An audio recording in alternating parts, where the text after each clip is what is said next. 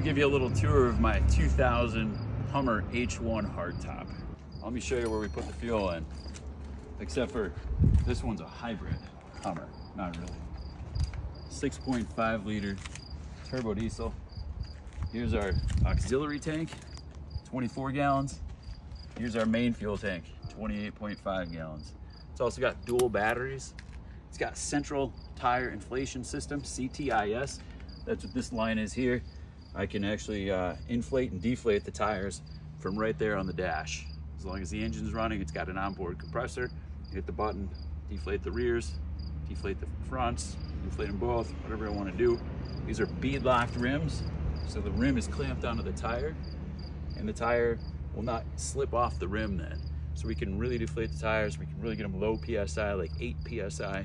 They get real flat, real wide, and get excellent traction.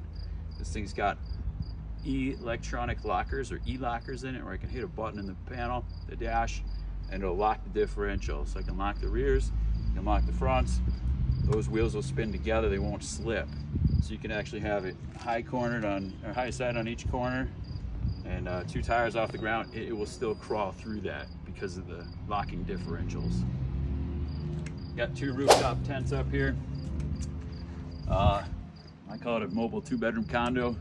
This one's built for 2 people, that one's built for 3 people, like my kids. It goes about 90 miles an hour down the highway, 85, 90. That's really pushing it. It's got a 4-speed automatic transmission, 480 LE, I think it is. I don't know for sure. And we get about 10 miles per gallon, so it's not real good. I got a couple hidden winches on here. We got one hidden back here, 16,000 pound winch behind this license plate. You can see the winch cable here. I've got a full ladder rack system on the back. Custom made steel sliders, rock sliders, full brush bar up front, and another 16,000 pound winch up here. This one's remote controlled, so you can run it from the cabin. Got some LED lights, LEDs, headlights, and all the interiors LED lights. And then we've got the Predator style light bar, which I never put any lights on because I actually don't like lights up there, but it's there if you want them.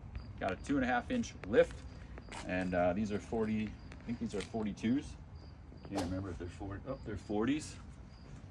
So it'll kind of go through anything and everything. This is a snorkel up here. You can put a taller one, so you can ford several feet of water, and it's got about an 18-inch clearance. If you come down here, look underneath, you can see like you can drive over pretty much anything. Everything is tucked up high. The brakes are actually not on the wheels like a normal car.